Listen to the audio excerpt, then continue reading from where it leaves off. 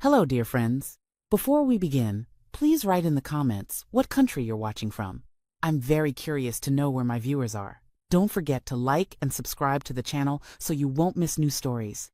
I wish you an enjoyable watch and a peaceful mood. The autumn morning burst into the apartment through thick curtains reluctantly, as if it too knew that something unpleasant would happen in this house today. Catherine woke to the sound of a suitcase closing in the next room, the sharp click of locks that always heralded another of her husband's business trips. She lay listening to his heavy footsteps on the hardwood floor, to the creaking of floorboards under his feet, and felt that familiar feeling rising in her chest, a mixture of relief and anxiety that always accompanied David's departures. Kate rose from bed, threw on a robe, and walked barefoot to the kitchen. David was already sitting at the table, methodically spreading butter on toast. His movements were precise and calculated. As always, even breakfast he approached with the same business-like thoroughness with which he conducted negotiations or checked reports. Gray temples gleamed in the morning light, and his eyes, steel gray and cold, slid over his wife without particular interest. "Good morning," Catherine said quietly, turning on the coffee maker. "Morning," David grunted without looking up from his toast. "Make the coffee strong. It's going to be a long day." Catherine nodded and began preparing breakfast. Her hands moved automatically, take out mugs, pour coffee, get out eggs. After 11 years of marriage, these morning rituals had been perfected. She knew David liked his coffee black, scrambled eggs from exactly 2 eggs, and always fresh bread. She also knew it was better to speak with him as little as possible in the mornings. Her husband's mood was always bad, especially before departures. "Going for a month," David announced, when Kate placed a plate before him. "It's a major construction project. Good contract. I need to personally oversee everything." "I understand," Catherine replied, sitting across from him. She poured herself tea and carefully blew on the hot surface. "Where will you be staying?" "A hotel. Everything's arranged." David looked at his wife carefully, as if studying her face. "Just don't do anything stupid, understand? Stay home, don't go wandering around. I'll leave money for essentials only. Though, why would you need it?" Kate felt something tighten in her chest, always the same, as if she weren't an adult woman with a college degree, but an irresponsible teenager who couldn't be left unsupervised. "David, I'm 39 years old," she said quietly. "I know how to behave." "Do you?" Her husband smirked. "I remember last time you went to your friend's lake house and were sick for 2 weeks. Or when you decided to install that shelf yourself and flooded half the apartment. No, better to stay home and read books." Catherine lowered her eyes. Arguing was pointless. David always found arguments, always remembered every mistake, every small failure. And the most terrible thing was that deep down, she sometimes agreed with him. Indeed, in recent years, she seemed to have forgotten how to make decisions, became afraid of mistakes, stopped trusting her own judgment. After breakfast, David went to shower, and Kate began clearing the table. The sound of running water came from the bathroom, mixing with the quiet hum of the refrigerator and the ticking of the wall clock. These sounds were painfully familiar, the sounds of her life, measured, predictable, safe. And for some reason, this safety made her so melancholy. Catherine approached the window and looked out into the courtyard. The gray sky was overcast with clouds. The pavement glistened from recent rain.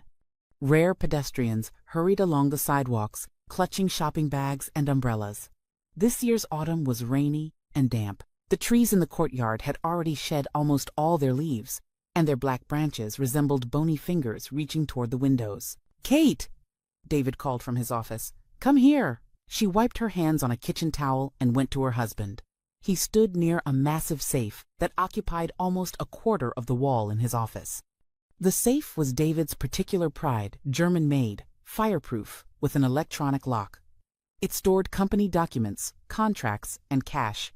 "Watch carefully," David said, entering the code. "I'm leaving money only for essentials. Groceries, utilities, exactly as much as needed." He took out a stack of bills, counted them, and handed them to his wife. "This will be more than enough for a month, but only for necessities. Understand? No shopping trips, no hair salons." Catherine took the money, quickly estimating the amount. Indeed, enough for food and bills, but no more. As always, "What if something happens?" she asked. "If I need a doctor or a plumber or—" "Nothing will happen," David cut her off. "And if something does, call me and I'll decide." He closed the safe, checked the lock, and turned to his wife. In his eyes was something Catherine couldn't quite identify: distrust, control, or simply indifference. "One more thing," her husband added, taking car keys from his pocket. "I'm keeping the car keys. You don't need the car, you'll just scratch it. Walking is good for you." "But David?" "No buts." Her husband raised his voice. "How many times do I have to tell you? The car is expensive, new. You already dented the bumper once parking. I won't risk it again." Catherine felt color flood her cheeks. That incident with the bumper happened 2 years ago, but David still brought it up at every opportunity. A tiny scratch that could have been buffed out in an hour had become, in his eyes, an unforgivable crime. "Fine," she said quietly. David nodded with satisfaction and went to the bedroom to pack. Kate remained standing in the office, staring at the closed safe. The massive metal door reflected the room's light, and in that reflection, her face seemed pale, blurred, almost ghostly. She remembered how 11 years ago she first crossed the threshold of this apartment. Then she was different, confident, energetic, full of plans. She worked as an accountant at a large firm, earned good money, dreamed of career growth. David seemed like support, protection, a man who could provide stability and reliability. "Why do you need to work?" he used to say. "I earn enough for both of us. Focus on the home, on yourself. You'll be the beautiful wife of a successful man." And she agreed. First, she took leave, then submitted her resignation. David was pleased. Now, he had more time for work. And at home, an exemplary wife waited for him, preparing dinner and not distracting him with talk about her work problems. She dreamed of children, but years passed, and children never came. Doctors shrugged from a medical standpoint. Both were healthy, but pregnancy didn't occur. David accepted this as a given, even with some relief. Children would have disrupted his measured life, required attention and expenses. And Catherine hoped every month and was disappointed every month, until she stopped hoping altogether. "Ready," David announced, rolling his suitcase into the hallway. Kate looked out from the office and saw her husband in his coat, tall, broad-shouldered, with neatly combed hair. He looked exactly as a successful contractor should look. Strict suit, expensive watch, confident posture, the perfect picture of external well-being. "Coming," Catherine said, and went to the bedroom to get dressed. She chose a simple house dress and cardigan. Why dress up? She wouldn't go anywhere anyway, wouldn't see anyone. She looked at herself in the mirror. Light brown hair pulled into a ponytail, face without makeup, tired eyes. When had she started looking so ordinary? When had she stopped taking care of herself? Stopped wanting to be attractive? In the hallway, David was already waiting, glancing at his watch. "I'm late," he grumbled. "The Uber should be here by now." A car horn sounded below. "There it is," David said, and grabbed his suitcase. "Walk me down." They rode down in the elevator in silence. David checked documents in his pocket. Catherine watched the lit floor buttons. Between them hung the familiar alienation that over the years had become the norm in their relationship. In the parking lot, a black sedan waited. The driver got out and helped load the suitcase into the trunk. "Well, I'm off," David said, kissing his wife on the cheek. The kiss was formal, dry, without warmth. "I'll call every evening at 7. Don't turn off your phone." "Okay," Kate nodded. "Good luck." David was already getting into the car when he suddenly stopped and turned around. "And remember, no foolishness. Stay home, read books. Understood?" "Understood," Catherine repeated. The car pulled away and disappeared around the corner. Kate stood a little longer in the parking lot, breathing in the cool autumn air. It smelled of wet leaves, wood smoke from someone's fireplace, approaching winter. Somewhere in the distance, a dog barked. A delivery truck passed, an entrance door slammed. Ordinary life continued its course, and she had a month of freedom. A month when no one would control her every step, wouldn't ask where she was going and why. A month when she could. What could she do? Catherine suddenly realized she didn't know the answer to that question. Going home, she walked through the empty rooms. The apartment seemed bigger without her husband's presence, somehow brighter. Kate opened the curtains in all the rooms, opened windows to air them out, put on quiet music. The house became cozier, more alive. She made herself coffee, real, aromatic coffee, not the strong and bitter kind David preferred. She sat by the window with a mug in her hands and began watching the street below. Children headed to school, women hurried to work, Elderly people with shopping carts headed to the store. All these people were going somewhere, doing something, living full lives. And she sat by the window like a bird in a cage. A golden cage. That's what her neighbor Rebecca once called her life. Beautiful, comfortable, safe, but still a cage. Back then, Catherine was offended by those words. But now she understood Rebecca was right. The day dragged on slowly and monotonously. Kate cleaned the apartment, though there wasn't much to clean. David maintained order with military precision. Then she took a book from the shelf that she had long wanted to read but never found time for. It read Poorly Thoughts Scattered, lines blurred before her eyes.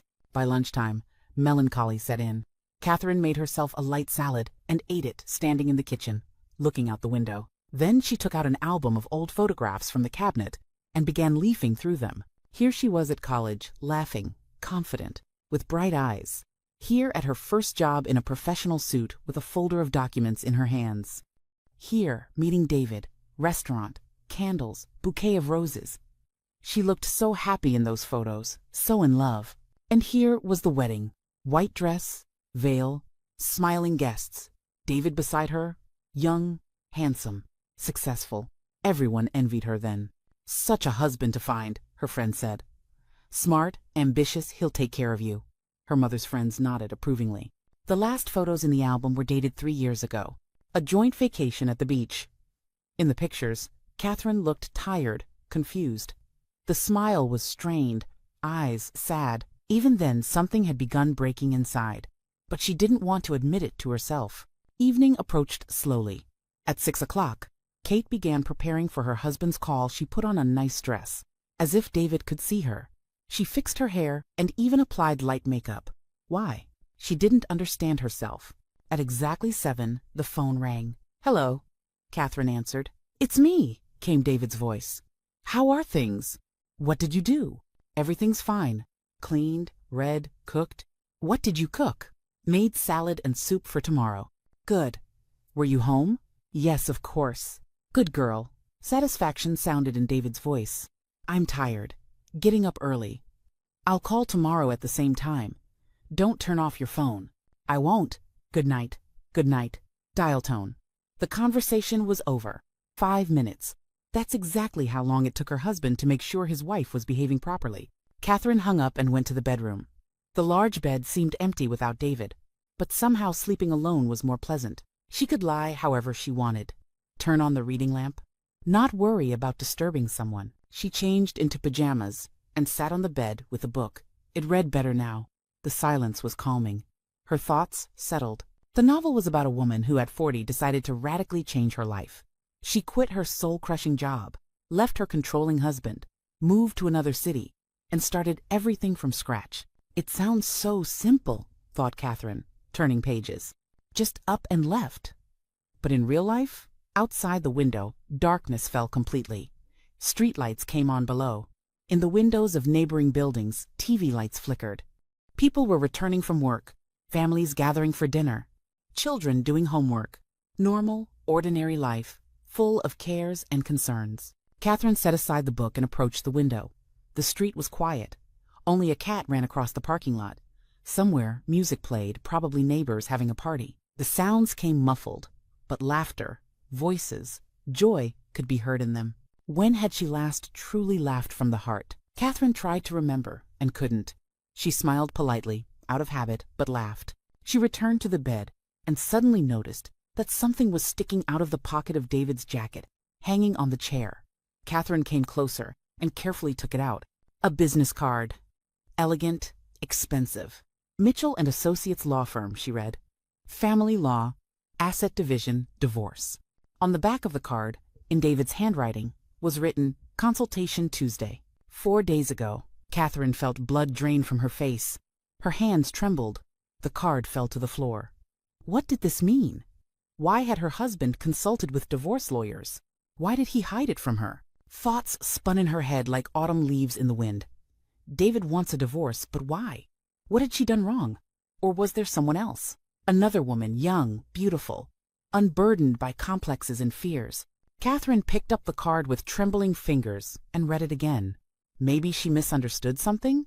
Maybe it was work-related, some business matter. but on the back, it clearly said the consultation had taken place. David had met with a lawyer, discussed something related to their family, and not a word to her about it. She sat on the bed, pressing the card to her chest.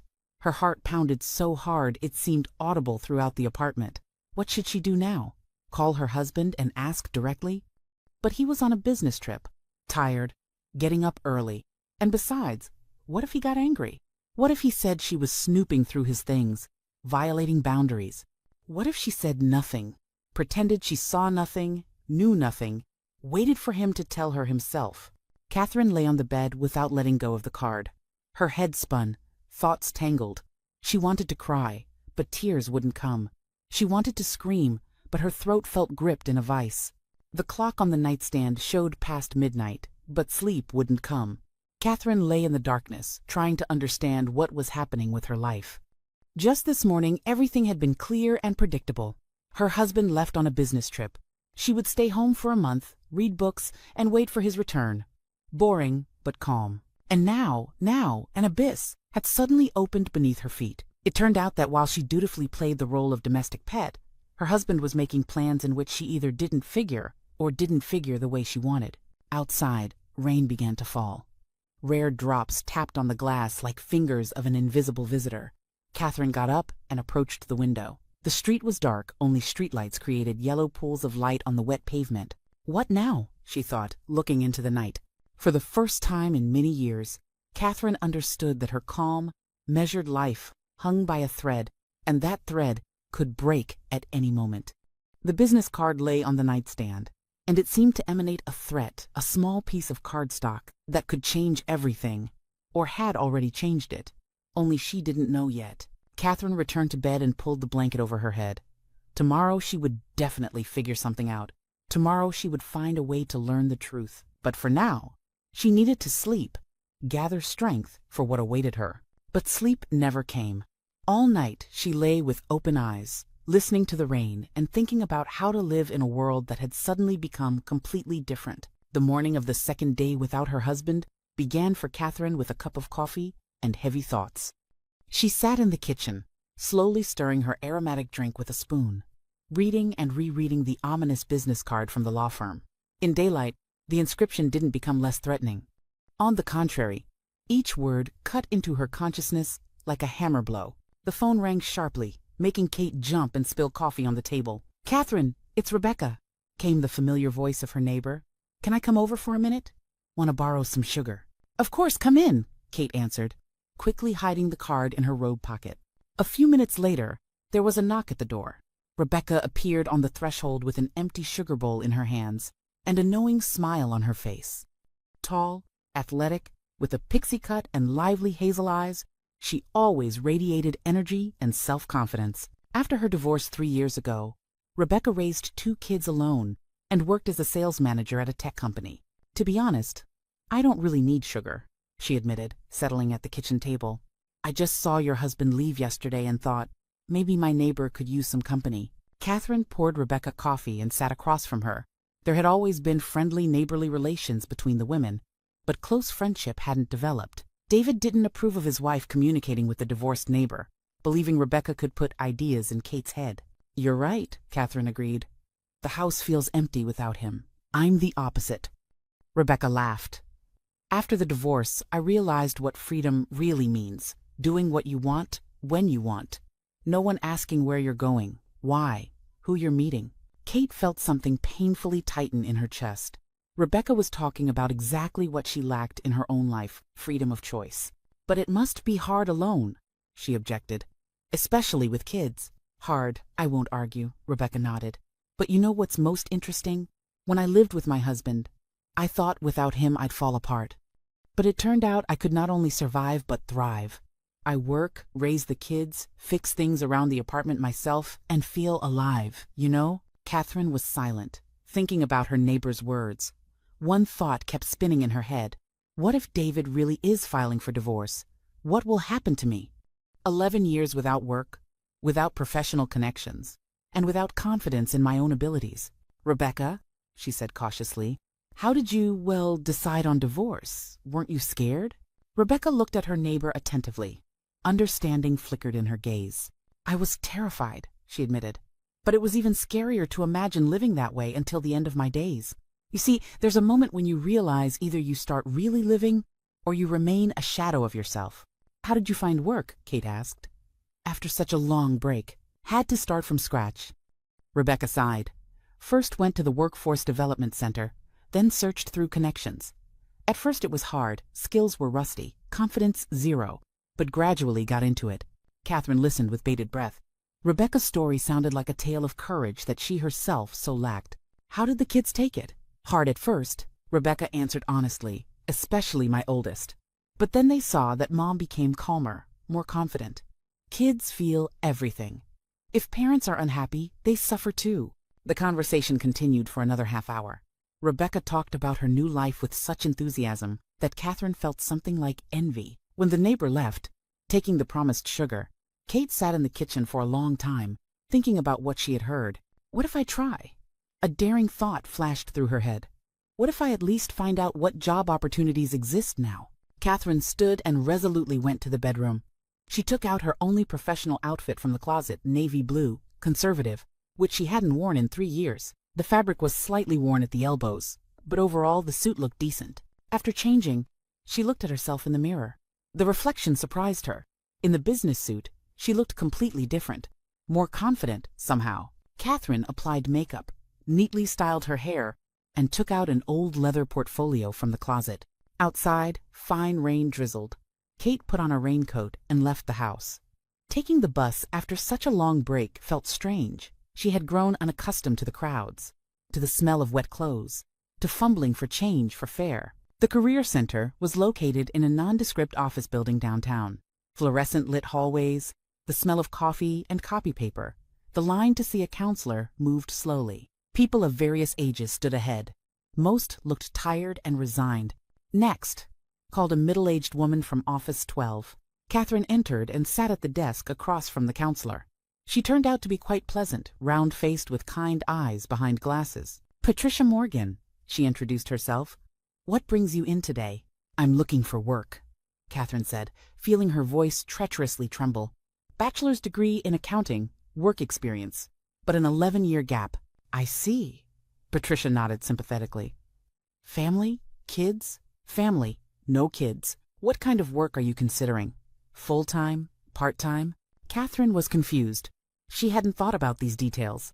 She had acted impulsively. I don't know exactly, she admitted. Maybe part-time at first. Patricia turned to her computer and began searching the job database. Accountants and bookkeepers are in demand, she said encouragingly, but mostly with current experience. After an 11-year gap, it will be challenging. I can suggest positions like accounting assistant, receptionist, office administrator. Catherine listened and understood the world had changed while she sat at home. New software, new requirements, new standards. Her knowledge was as outdated as last year's calendar. Are there retraining courses? She asked. Absolutely, Patricia perked up. Excellent programs, 3 to 6 months. After completion, job placement assistance is practically guaranteed. They spent another half hour discussing various options. Catherine wrote down addresses of several training centers, took a list of current openings and referrals for courses. Leaving the building, she felt a strange mixture of fear and excitement. The rain had intensified, and Kate ducked into a small coffee shop near the Career Center. She ordered a cappuccino and a muffin, such a small treat she could allow herself. Sitting by the window, she watched people hurry past. Everyone was going somewhere, doing something, living full lives. Kate? Catherine? She heard a familiar voice and turned around. A woman of about 50 approached her table, elegant in an expensive coat. Catherine didn't recognize her immediately. Anna Williams, her former colleague from work. Anna! Kate exclaimed, standing up. What a surprise! It's been forever, smiled Anna, sitting at the table. Mind if I join you? Terrible weather out there. Of course, please. Catherine was glad to see a familiar face. Anna ordered coffee and looked attentively at her former colleague. How have you been? How's life? She asked. I heard you got married? Playing happy housewife. Yes, married 11 years now, Kate answered. And you still at the same firm? Oh, no, Anna laughed. I moved to a bank 5 years ago. I head up the commercial lending department now. Great team, challenging work. They talked about the past, about former colleagues, about how their field had changed. Catherine listened and understood that she had completely fallen out of professional life. Anna radiated the energy of a successful businesswoman. "So you don't work at all?" Anna asked. "I remember you were so sharp, had such potential." Catherine felt herself blush. "My husband thinks a woman should focus on the home," she said quietly. "I see." Anna nodded, but something like sympathy flashed in her voice. "And what do you think?" Catherine hesitated. It was easier to tell the truth to someone she barely knew any more than to admit it to herself. "I was at the career center today," she finally confessed, "thinking about going back to work." "Really?" Anna's face lit up. "How does your husband feel about it?" "He doesn't know yet," Kate said quietly. "He's away on business." Anna thoughtfully stirred her coffee. "You know," she said, "we actually just had a position open up in my department. Nothing complicated. Document processing, client database management, reports perfect for someone getting back into it." Catherine's heart beat faster. "Seriously?" "Absolutely. The salary isn't great at first, but there's room for growth. And the team is supportive." Anna took a business card from her purse. "Here's my contact info. If you're interested, give me a call. We can meet and discuss details." Catherine took the card with trembling fingers. "Thank you," she whispered. "I'll think about it." "Of course, think it over," Anna nodded. "But don't wait too long. It's a good position. We've had lots of interest." They talked a bit more about work, mutual acquaintances, life in general. Anna spoke about her projects with such enthusiasm that Catherine felt acute longing for the professional life she once had and lost. "I need to run," Anna said, glancing at her watch. "Meeting in half an hour." "Kate, seriously consider my offer. You're capable, educated. Staying home at your age, it's a waste." After she left, Catherine sat in the cafe for a long time, looking at the card. 2 business cards in 2 days, one threatening the destruction of her life, the other promising new opportunities. She returned home at dusk. The rain had ended, but the sky remained gray and heavy. On the bus, Catherine thought about the conversation with Anna.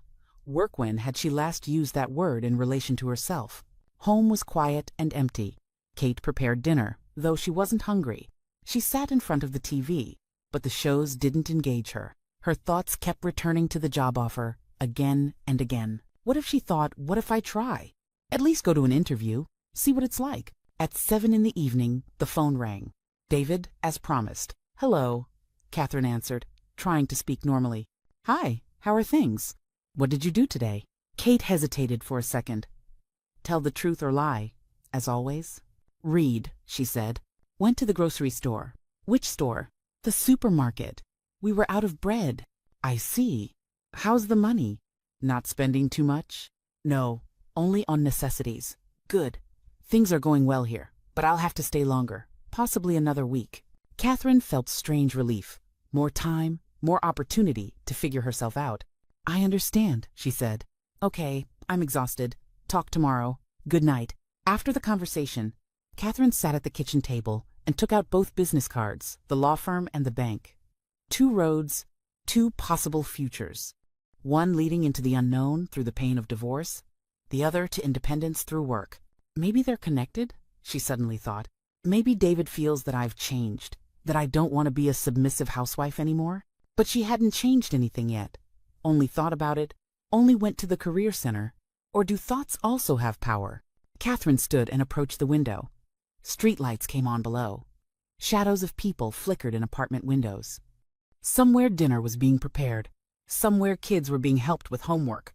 Somewhere people were just watching TV. Ordinary life of ordinary people. She stood at the window deciding whether to stay in the golden cage or try to open the door.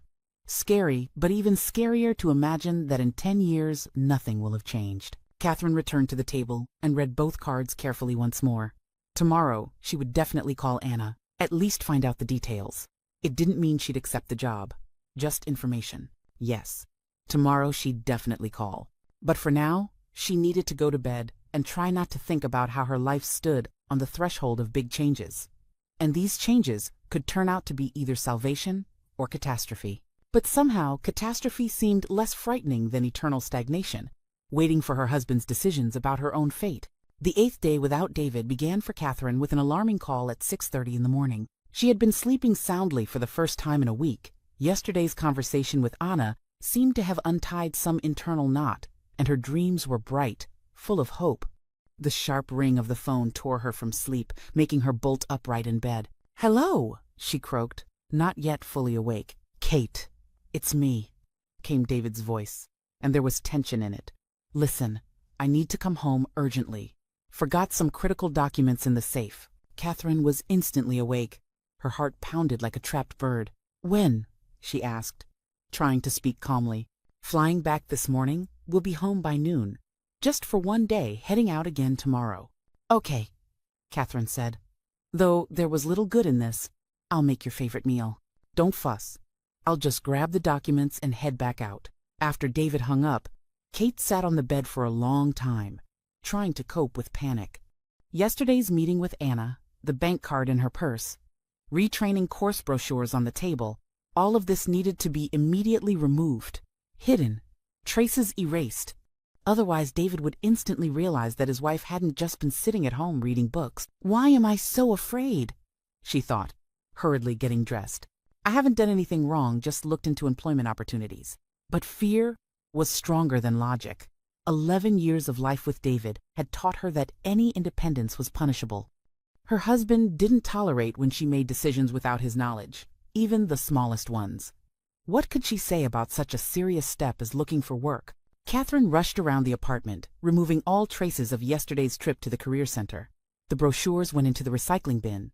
Anna's card was hidden in an old cookbook on a high shelf. The business suit was hung in the farthest corner of the closet behind winter coats. Then she began cleaning. Though there was nothing to clean, the apartment already gleamed. But her hands needed work. She had to keep busy to not spiral with worry. At 12:15, the sound of keys in the lock rang out. Catherine, who at that moment was wiping an already spotless countertop, flinched and turned around. Footsteps sounded in the hallway. Then David appeared with a small duffel bag.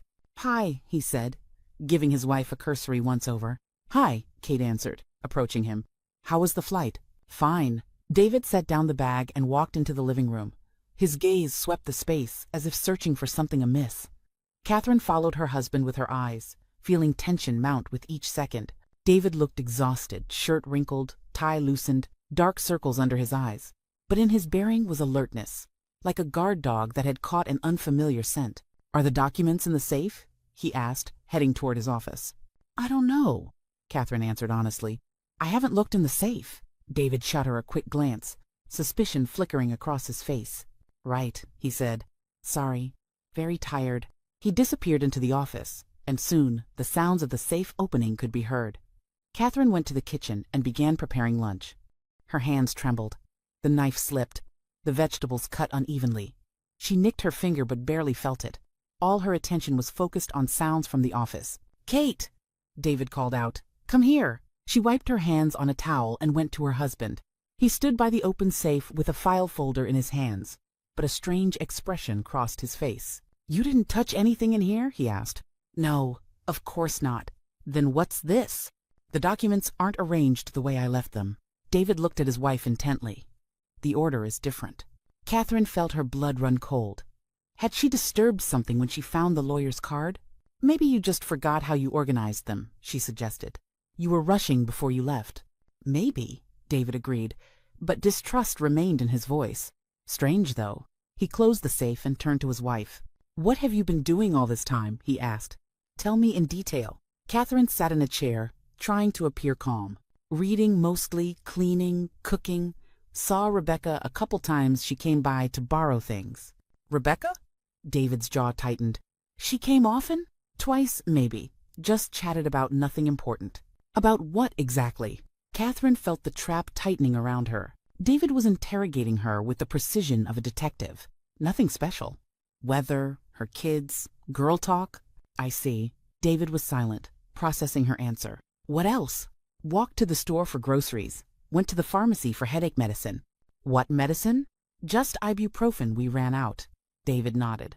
But the questions continued for another 10 minutes. He established which days she left the apartment. At what times? For how long? Catherine answered, trying not to contradict herself, but felt that each response bred new suspicions. "Okay," David finally said. "I'll go clean up, and you finish lunch." When her husband went to the bathroom, Catherine remained in the chair, feeling her knees shake. The interrogation was over, but the sense of danger lingered. David suspected something, but what exactly was impossible to tell. At lunch, they ate almost in silence. David methodically consumed his sandwich and soup, occasionally casting studying glances at his wife. Catherine barely touched her food. Her throat was tight with tension. Each bite was an effort. "Good," David finally said. "Missed real home cooking." "Glad you like it," Kate answered. "The hotel restaurant is terrible. Cafeteria food, no variety." He set down his spoon and looked at his wife. "Good that I have a wife at home who knows how to cook." In his words was not gratitude, but statement of ownership, as if her domestic skills were his property, which he had the right to use. After lunch, David settled in the living room with his laptop. Catherine cleared the dishes and began preparing dinner. Through the kitchen window, she could see the street where people walked, dogs, joggers passed, parents pushed strollers. Normal life, full of movement and purpose. And here, in the apartment, hung a heavy atmosphere of distrust and control. "Kate," David called from the living room. She wiped her hands and went to her husband. He sat at the laptop with the screen angled away from her view. "Listen," he said without looking up from the keyboard. "I've been thinking maybe we should install security cameras in the apartment." Catherine felt blood drain from her face. "Why?" she managed. "Security. The apartment's expensive. We have valuable electronics. What if someone breaks in while I'm gone? But we have an alarm system. An alarm is one thing, but video footage is another. I'll be able to see what happened while I was away." Catherine understood this wasn't about burglars. David wanted to monitor her, even from a distance. Watch her every move, every visitor. "That's pretty expensive, though," she said weakly. "Money's not an issue. Security is worth it." David finally looked at his wife. "You're okay with it, right?" The question was phrased as consent, not a request. Catherine knew that objecting was pointless. If David decided to install cameras, he would install them. "Sure," she said. "If you think it's necessary." "Good. I'll arrange installation for day after tomorrow." The rest of the day passed in the same tense atmosphere. David worked on documents, occasionally making business calls. Catherine did housework, trying to stay out of her husband's way. Each time their eyes met, she felt his suspicious, scrutinizing gaze. In the evening, they watched TV. David chose a financial news program. Catherine sat beside him on the sofa, but her thoughts were far away. She thought about yesterday's meeting with Anna, about the job offer, about how all of this now seemed impossibly distant. "What are you thinking about?" David suddenly asked. "Nothing special," Kate answered. "Just tired." "Tired from what?" Suspicion crept back into his voice. "You've been home resting." "Tired of being alone," she said honestly. "It gets boring." David nodded but didn't respond immediately. "You'll adjust," he finally said. "Business trips are going to be frequent. The company's expanding. I need to travel a lot." Catherine felt something constrict in her chest. So loneliness was the long-term plan. Months and years in an empty apartment under video surveillance, without the right to her own life. At night, she lay beside her husband listening to his even breathing. David slept peacefully, like a man confident everything in his world was under control. But Catherine couldn't sleep. Thoughts spun in her head about cameras, about the impossibility now of even considering work, about how the golden cage was transforming into an actual prison. In the morning, David packed hurriedly. Shower, breakfast, bags, everything precise and on schedule as always. "I'll be gone a month," he said, zipping his jacket. "Maybe longer. Big project. Lots of oversight needed." "I understand," Catherine nodded. "The camera installation is scheduled for day after tomorrow. Workers coming in the morning. You'll be here?" "Yes." "Good." David approached his wife and perfunctorily kissed her cheek. "Behave. I'll be watching." The last phrase sounded like a threat. Catherine walked her husband to the door, waved goodbye, and locked the deadbolt. Then she leaned her back against the door and slowly slid to the floor. The tears she had held back all of yesterday finally broke through. She cried from helplessness, from fear, from understanding that her life was definitively becoming existence in a fishbowl. Soon cameras would appear, and even dreaming of freedom would become dangerous. Catherine sat on the floor in the hallway and cried desperately, hopelessly, gasping for breath. Yesterday's hope for change now seemed like naive delusion. How could she have believed she was capable of changing her life? When the tears stopped, she stood and went to wash her face. The mirror reflected swollen red eyes and blotchy cheeks, but in the depths of those eyes flickered something new, not resignation, but quiet fury. "No," Catherine said to her reflection. "This isn't over yet." She retrieved Anna's card from the cookbook and stared at it for a long time. Tomorrow, they'd install cameras, and then it really would be too late. But today, she still had time, one day of freedom before final lockdown. Catherine picked up her phone and dialed. "Anna Williams," she said when someone answered. "This is Catherine. We met yesterday at the coffee shop. Could I possibly meet with you? I have questions about the position." "Of course," joy rang in Anna's voice. "When works for you? Would today be possible? Perfect. Come to our office at 2. I'll text you the address." Hanging up, Catherine felt a strange mixture of fear and determination. Perhaps she was making a mistake. Perhaps tomorrow she'd regret this decision. But she could no longer sit and wait while electronic shackles were placed on her wrists. She had one day, the last day of freedom, and she intended to use it fully. The bank office greeted Catherine with the smell of expensive coffee and the quiet hum of air conditioning. Glass partitions, polished chrome, leather chairs, everything in the reception area breathed success and stability. Women in business suits hurried with file folders. Men spoke on phones in low voices, discussing numbers and interest rates. "Catherine, come in." Anna emerged from the elevator, elegant in a charcoal gray suit, with a welcoming smile. "So glad you decided to come." They took the elevator to the 4th floor, passed through an open-plan office space to a corner office with a placard reading Anna Williams, Director of Commercial Lending. The office was spacious and bright, with floor-to-ceiling windows and a view of downtown. "Please, have a seat," Anna offered, gesturing to a chair across from her desk. "Coffee?" "Yes, thank you," Catherine answered, taking in her surroundings. Diplomas and certifications lined the walls alongside photos from company events. On the desk stood a framed photo Anna with a teenage girl on a beach vacation. The ordinary life of a successful woman who balanced career and family. "So," said Anna, pouring coffee from a sleek machine, "tell me what brought you to the decision to return to work?" Catherine hesitated.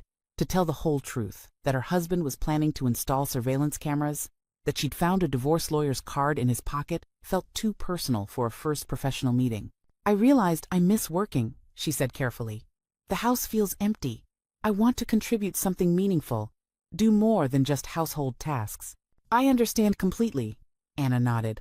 "And how does your husband feel about you wanting to work?" "He doesn't know yet," Catherine admitted. "I want to first see if I can handle it after such a long gap." "Honest approach," Anna approved. "Let me tell you more about the position then." The next hour passed in a blur. Anna explained the job responsibilities, demonstrated the banking software, introduced her to several team members in passing. Catherine listened, nodded, asked questions, but deep down didn't quite believe any of this could become reality. "The salary during probation is modest," Anna said frankly, "but if you perform well, we'll increase it. The schedule would be 9 to 6, Monday through Friday. No mandatory overtime. Perfect for easing back in." "It sounds wonderful," said Catherine, feeling her pulse quicken. "Excellent. Let's process the paperwork then. You could start tomorrow if you're ready." "Tomorrow?" Catherine was taken aback. "So soon. We have a major loan package due. Could really use the extra hands. If you're available, of course." Catherine closed her eyes and imagined David discovering the cameras installed tomorrow. She pictured her life under constant surveillance. Then she opened her eyes and nodded firmly. "I'm ready." Processing the employment paperwork took another 30 minutes. Catherine signed forms, provided her social security number and banking details, received an ID badge and parking pass.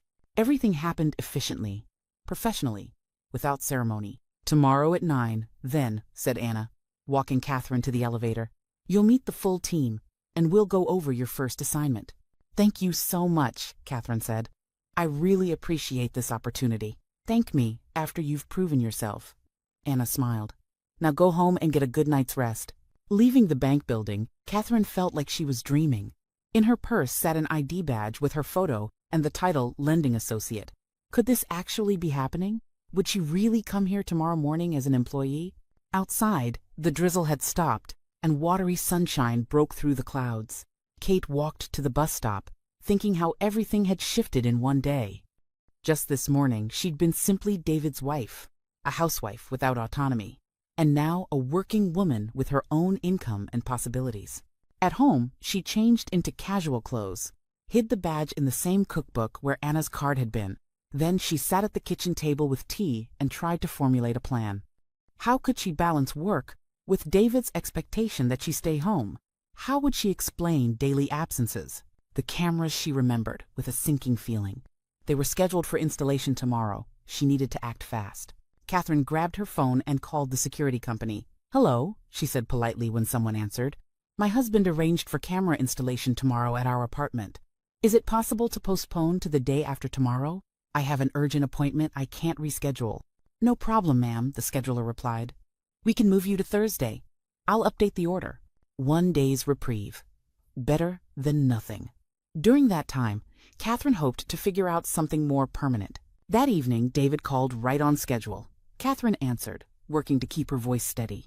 "How's everything?" her husband asked. "What did you do today?" "Read, cleaned, went to the store for some things. The installation crew is coming tomorrow to set up the cameras. You'll be home, right?" "Yes, of course." Catherine paused. "Actually, they called earlier, postponed to Thursday. Some equipment delay." "That's annoying," David grumbled. "Hope they don't keep pushing it back." "Me too," Catherine agreed, guilt twisting her stomach. After the call, she sat by the window for a long time, watching city lights blink on as dusk fell. Tomorrow would begin a new life, one built on deception, constant fear of discovery, but still new. For the first time in many years, she'd have something of her own, secret, separate from her husband. In the morning, Catherine woke at 6:15, nerves taut. She made coffee, though she wasn't hungry, and began preparing for work. Business suit, neat hairstyle, subtle makeup. In the mirror appeared an unfamiliar woman, confident, professional, purposeful. Catherine hadn't seen herself look this way in years. "First day at a new job," she told her reflection. "You can do this." At the bank, she received a warm welcome. Anna introduced her to the team, a dynamic group of young professionals who evaluated commercial loan applications. "This is Michael," Anna said, presenting a tall man around 40 with kind eyes and an easy smile. "Our senior analyst. He'll be your mentor." "Michael Chen," he said, extending his hand. "Welcome aboard." "Catherine," she replied. "Great to meet you." Michael proved to be a patient teacher. He showed her the workstation, explained the banking software, gave her a straightforward first task, reviewing documentation for several small business loan applications. "Don't stress," he said, noticing her nervousness. "First day is always overwhelming. My hands literally shook when I started here." "Really?" Catherine was surprised. "Absolutely. I came here right after my divorce. Was a complete mess. Thought I couldn't handle anything, that I'd fail at everything. And now look, working, raising my daughter, living a pretty normal life." There was no self-pity in his words, just the calm confidence of someone who'd survived difficulties and come out stronger. "How did your daughter handle the divorce?" Catherine asked. "Rough at first," Michael answered honestly. "But kids are resilient. Main thing is being honest with them, age-appropriately explaining what's happening." They worked side by side, and Catherine gradually relaxed. Numbers, documents, analysis, it was familiar territory, though it required concentration after so long away. By lunch, she felt herself getting into rhythm. "How's it going?" Anna asked, stopping by their area. "Good," Catherine answered. "It's coming back to me." "Excellent. Take your time adjusting." The day flew by. At 6 o'clock, Catherine packed up, feeling pleasantly tired. She hadn't experienced this sense of purposeful exhaustion in years. "See you tomorrow," she told her colleagues. "You too," Michael replied. "And seriously, don't worry, you're doing great." At home, Catherine quickly changed into home clothes, hid her work materials, and started preparing dinner. At 7 sharp, David called. "How was your day?" he asked routinely. "Fine, read, did some cooking." Rebecca stopped by again. "What did you two talk about?" "Recipes, her kids' schools, just neighbor stuff." "Did the camera people come?" "No, they rescheduled to Thursday. Said they were waiting on some equipment shipment." David made an irritated sound, but didn't press further. Catherine felt a wave of relief. Another day secured. Thus began her double life. Every morning, Catherine rose, had breakfast, and went to work. At the bank, she was simply Kate, a professional, a colleague, someone with her own opinions and contributions. And every evening she transformed back into David's wife, dutiful, domestic, without independent interests. The first week was brutally hard. She had to constantly monitor what she said, guard against revealing anything about work, invent explanations for her time away. Catherine fabricated doctor appointments, meetups with old friends, special shopping errands. "Doctor again?" David questioned during one call. "You're going a lot." "Just a complete physical," Catherine lied. "Figured I should get everything checked while I have time." "Smart," her husband approved. "Health is important." The cameras were never installed. Catherine postponed the appointment every few days, citing now her own conflicts, now the company's scheduling issues. David complained but couldn't oversee the process from across the country. At the bank, things went well. Catherine quickly found her professional footing, remembered old skills, mastered new systems. Anna was pleased with her performance. "You have good instincts," she said at the end of the second week. "After probation, we should discuss a raise." "Thank you," Catherine answered, pride swelling in her chest. "I'm really trying. It shows." "How's your husband handling the work situation?" Catherine felt her face flush. "He doesn't know yet," she confessed. "Still?" Anna looked surprised. "You've been here 2 weeks." "He's on an extended business trip. I wanted to make sure I could handle the job before telling him." Anna studied her carefully. "Kate, is everything okay at home? I don't mean to pry, but you seem afraid of something." "Everything's fine," Catherine assured her quickly.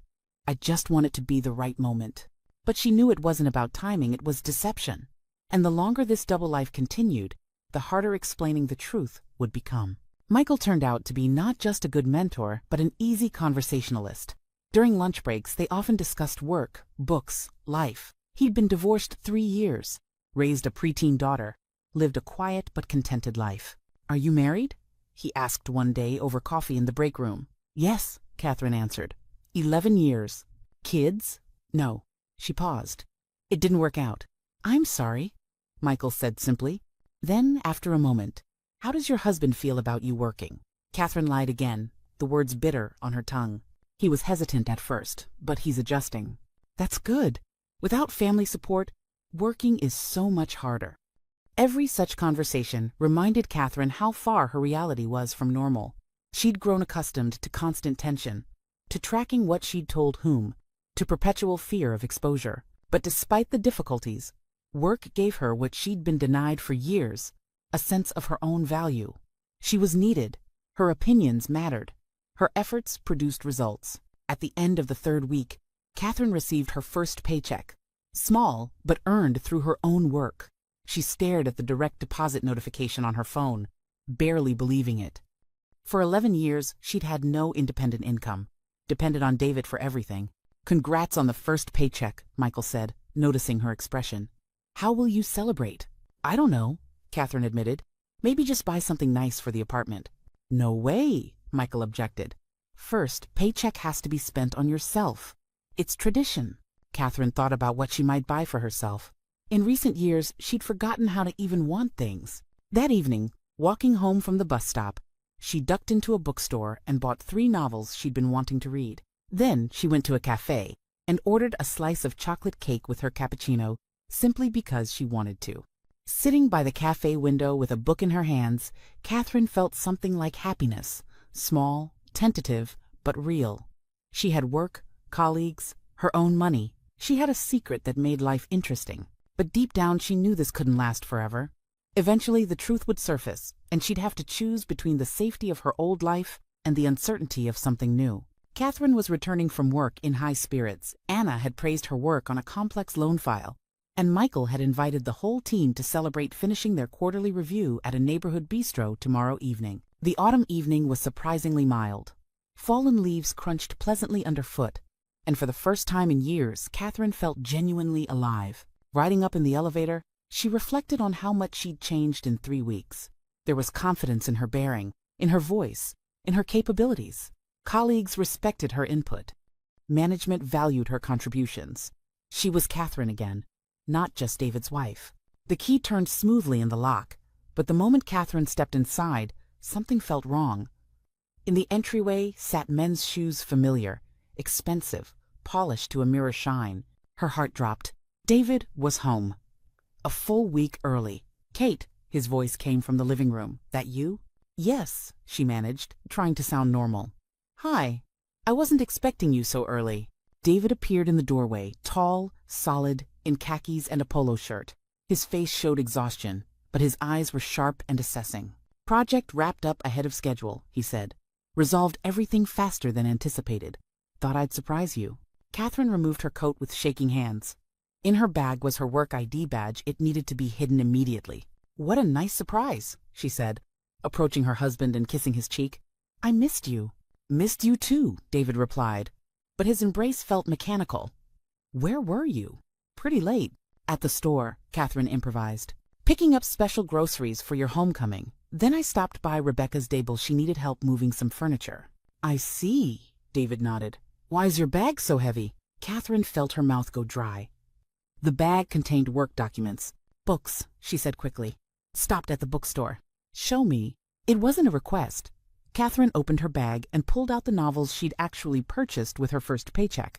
David picked one up, flipped through it. The Silent Patient. He read the title. Thriller? Since when do you read thrillers? Just wanted something different, Catherine answered. Change of pace. David looked at his wife intently. Something suspicious flickered in his expression. All right, he finally said. Go change, and I'll watch some TV. Catherine went to the bedroom, shut the door, and leaned against it, heart hammering. Her hands shook so badly she could barely extract the ID badge from her bag and hide it in its usual spot tucked into the cookbook on the high shelf. Changing into casual clothes, she tried to calm herself and prepare explanations in case David launched a full interrogation. 3 weeks of double life had trained her for constant vigilance, but right now the fear was especially sharp. What if he suspects something? She thought, brushing her hair with trembling hands. What if he's been checking up on me somehow? In the living room, David had the news on, but Catherine could feel his attention wasn't on the screen, it was on her. He tracked her every movement, every word. Want dinner? She asked. Definitely. Been eating takeout for weeks. Catherine went to the kitchen and began cooking. The familiar motions, chopping vegetables, heating oil, stirring sauce, helped steady her nerves. But the tension remained. Kate, David called from the living room. Come here a minute. She wiped her hands and went to her husband. He sat in his recliner holding something. What's this?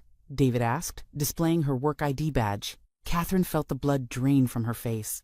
Her legs buckled and she sank onto the sofa. Where did you find that? She whispered. In the kitchen, David said quietly, steel in his voice. Fell out of your bag when I was looking for the TV remote. Want to explain? She sat frozen, not knowing where to start. How to explain 3 weeks of lies? How to describe living a completely separate life? I've been working, she finally said. At the bank, for 3 weeks. Working? David repeated. Where? First National Bank, in the commercial lending department. 3 weeks? David said slowly. So this entire time you've been lying to me? Yes, Catherine admitted, but I needed to see if I could do it first. Needed to see if you could do it? David exploded.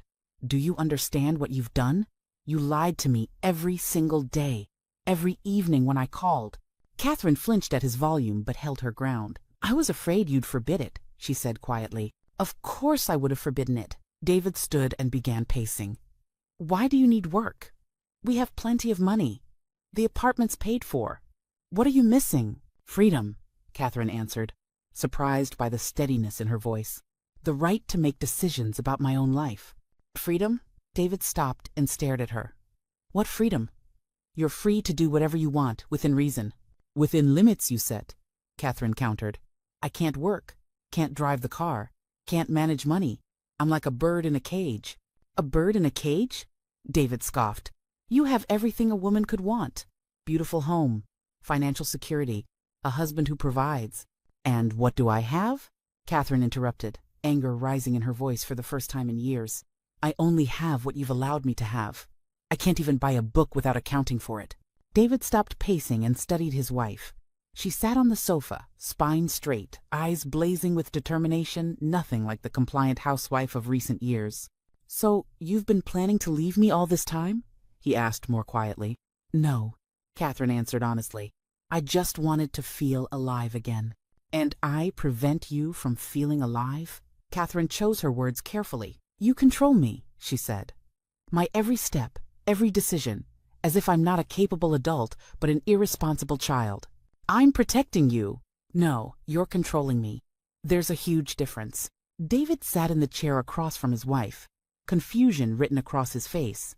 I don't understand what's happening, he said. A month ago, you were completely different. Different? Catherine repeated. Or just silent. But you never complained. Never said anything bothered you. Would you have listened? Catherine asked. Think back, when was the last time you actually asked my opinion about something important? David fell silent, considering. It was true he'd grown accustomed to making decisions unilaterally, viewing it as his prerogative as head of household. I thought it was easier for you, he said, not having to worry about anything. All the decisions made for you.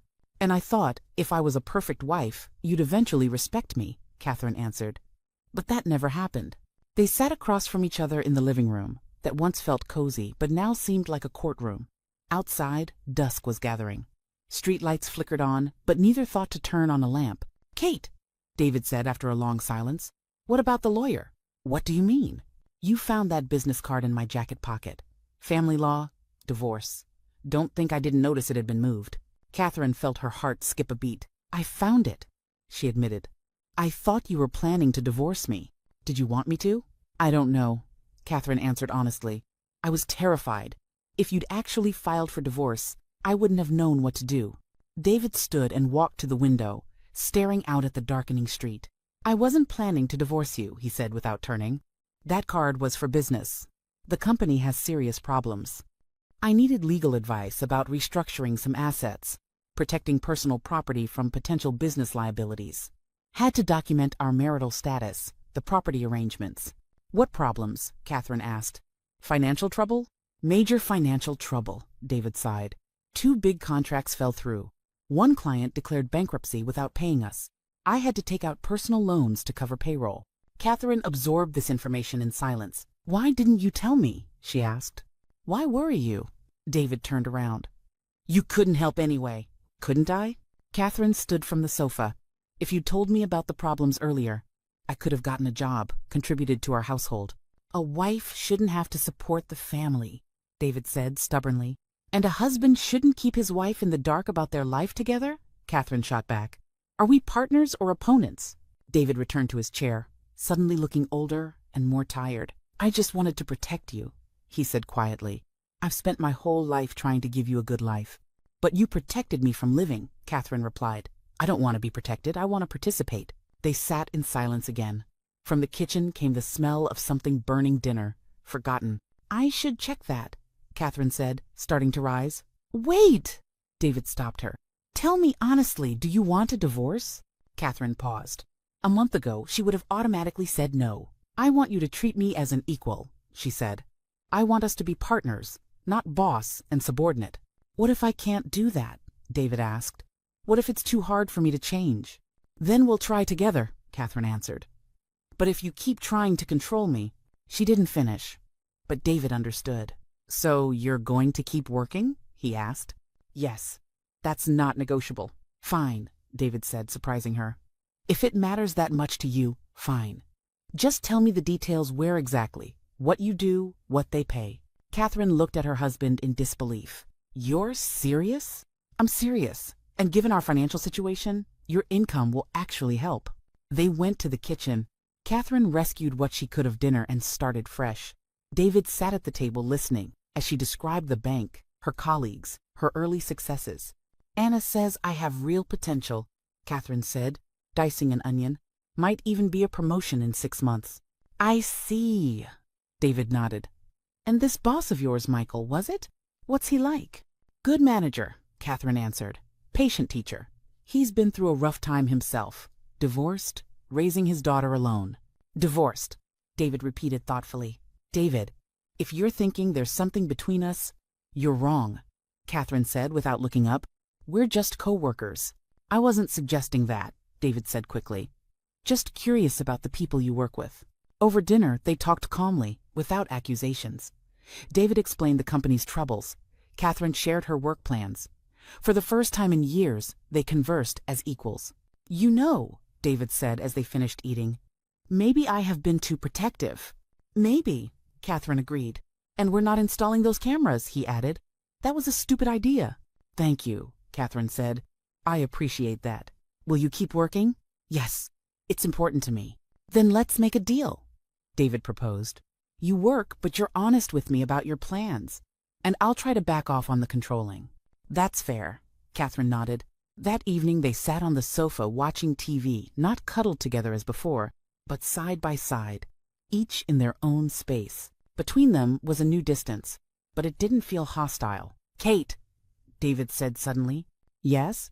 Do you still love me? Catherine thought carefully. Love was complicated. What they'd had before was more habit than passion. I don't know, she answered honestly. I need time to figure that out. Fair enough, David nodded. I'll try to be better, for both of us. Okay, Catherine said. Let's both try. That night, she lay in bed beside her husband, thinking about the strange turn of events.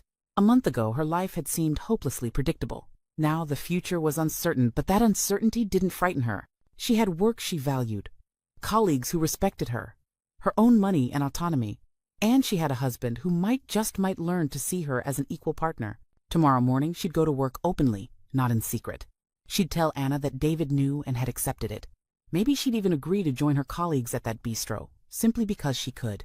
The Golden Cage had become a home not perfect, with plenty of issues to work through, but a home where she had a voice. And that was a beginning. The next morning, Catherine woke with an unfamiliar sense of lightness. For the first time in 3 weeks, she didn't have to hide where she was going. David was already up, in the shower. She could hear water running and, surprisingly, humming. A good sign. At breakfast, they discussed their respective days. David planned to go to his office to handle the financial crisis. Catherine was heading to the bank. What time do you finish? David asked, buttering his toast. 6, Catherine answered. You? No idea, might be late. Lots to sort through. Okay, I'll make dinner. They spoke like any dual-income couple naturally, without drama. Catherine could hardly believe that just yesterday she'd been terrified to admit she had a job. Kate, David said, finishing his coffee. Do your colleagues know you're married? They do. Catherine nodded. Why? Just wondering. Maybe sometime I could meet them? Catherine looked at her husband in surprise. Previously, he'd never shown interest in her social circle, believing she should only interact with people he'd vetted. Sure, she said, if you'd like. At the bank, Catherine felt different. The constant tension, the fear of exposure had evaporated. She could answer colleagues' questions honestly, without fabricating stories. How are things? Michael asked when they met at the coffee station. Great, Catherine answered. My husband came home from his trip yesterday. Found out about the job. How'd he take it? Better than I expected. Shock at first, obviously. But then we really talked. He agreed I need to work. That's wonderful, Michael smiled. So you can come out with us tonight? I can, Catherine nodded happily. The day was productive. Catherine finished analyzing a complex loan application, helped train a new intern on their document system, participated in the department's weekly meeting. Anna was visibly pleased. You've really hit your stride, she said at day's end. More confident? More engaged. I take it home. Matters have settled? Yes, Catherine smiled. David knows now, and he's supportive. Perfect. Family support makes all the difference for career success. The bistro that evening was warm and noisy. The lending department team was celebrating their successful quarterly review. Catherine sat between Michael and a young analyst named Olivia, listening to colleagues' stories, laughing at their jokes. She hadn't felt part of a community in years, part of something beyond her apartment walls. To Kate, Michael raised his glass, for joining our team and making us all better. To Kate, the others echoed. Catherine blushed with pleasure. When had anyone last celebrated her this way? She got home at 9:30, slightly tipsy and thoroughly happy. David met her in the hallway. Good time? He asked. Excellent, Catherine said, hanging up her coat. The people I work with are really great. You'd like them. Maybe, David nodded. Was Michael there? Of course, he's our team lead. Right. Something in David's tone made Catherine pause. David, she said, facing him. If something's bothering you, just say it. Nothing's bothering me, he replied quickly. Just getting used to you having your own life. We have our own lives, Catherine corrected. I'm not leaving you, I'm just working. Yeah, I know. But Catherine sensed strain beneath his agreement. David was trying to be understanding, but old habits of control and jealousy were hard to break. The following days established a new rhythm. Mornings they had breakfast together, discussing their plans. Evenings they shared how their days had gone. David genuinely tried to be less controlling, but sometimes couldn't help himself. "Who'd you have lunch with?" he'd ask. "Olivia from our department." "What'd you talk about?" "Work stuff, weekend plans." "Was Michael there?" "David, are you jealous?" Catherine asked directly one evening. "No," he said, but his face reddened. "Just curious. Michael is a good colleague and a kind person, but there's nothing between us and never will be. I'm married." "I know," David nodded. "Sorry." Still adjusting. Gradually, the tension eased. David saw that his wife was happier working, that she wasn't planning to leave, that her career made her more fulfilled, and a fulfilled wife benefited their marriage. The company's financial problems also began to resolve. David found new investors, landed 2 profitable contracts. Catherine's salary, though modest, helped their household budget. "You know," he said one evening, "I thought if you started working, our marriage would fall apart. And now? Now I think it's stronger. We have things to discuss, common ground." Catherine smiled. They were communicating more, genuinely interested in each other's lives, but it wasn't all smooth. Sometimes David reverted to demanding detailed accounts of her time. Sometimes Catherine grew weary of constantly proving her right to independence. 11 years of patterns don't disappear in weeks. "You're late again," David said one evening. "We had to finish a report," Catherine explained. "Anna asked us to stay." "There's always something keeping you late." "David, I work. Sometimes I stay late." "You were always home by 6 before." "Before I wasn't working," Catherine said sharply. "Do you want me to quit and stay home?" "No, of course not." "Then accept that working people don't always clock out exactly on time." David was quiet. "You're right," he finally said. "Sorry, I'm still learning." Such conflicts arose, but they learned to address rather than suppress them. Catherine no longer feared expressing her views, and David gradually accepted that his wife deserved her own opinions. 2 months into the job, Catherine got promoted. Anna offered her a senior associate position with a significant raise. "Congratulations," David said when she shared the news. "You've really earned it." "Thank you," Catherine replied. "I honestly didn't think I could get back up to speed so fast." "I never doubted you," David said. "You were always capable." "Really?" "Really. I was just afraid that if you became too independent, you'd leave me." Catherine studied her husband carefully. "Still afraid?" "Less so," David admitted. "I see that work makes you happy, doesn't pull you away from us." "Work is part of life." "Not all of life," Catherine said. "Family matters too." "So we're okay?" David asked hopefully. "We're working on it," Catherine corrected gently. "It's a process, not a destination." That evening they sat on the sofa, each with a book. David read a business journal. Catherine read a novel. Periodically they'd share interesting passages, comment on what they were reading. "Hey," David said suddenly. "What if we went somewhere this weekend? We haven't taken a trip in forever." "I'd love that," Catherine agreed. "Where?" "Don't know, maybe that bed and breakfast upstate or the coast?" "Let's do the coast," Catherine suggested. "I'd love to see the ocean." "Deal." They began planning, discussing routes, checking weather, booking a room. For the first time in years, they were planning something together as equal partners. "You know," Catherine said, setting aside her book, "I thought when you found out about my job, everything would explode. Divorce, disaster, the works. And I thought if you started working, you'd find someone else," David confessed. "What do we think now?" "That we were both idiots," David laughed, "and that we should have had this conversation years ago." "Better late than never," Catherine said. "Agreed." They sat in comfortable silence. "Kate," David said.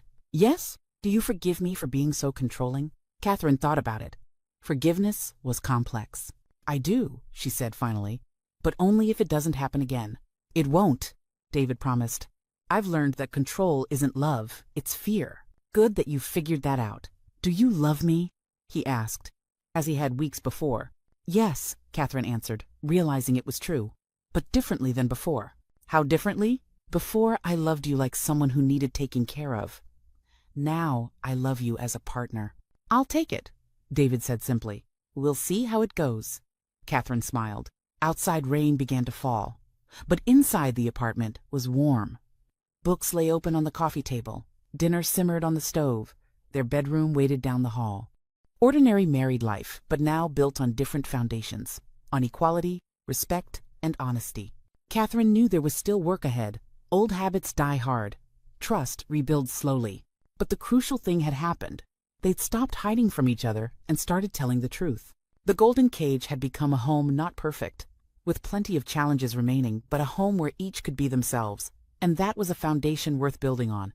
"David," Catherine said, closing her book. "Yeah? Thank you. For what?" "For giving me a chance." "Thank you for taking it," David replied. "And for not giving up on us when it got hard."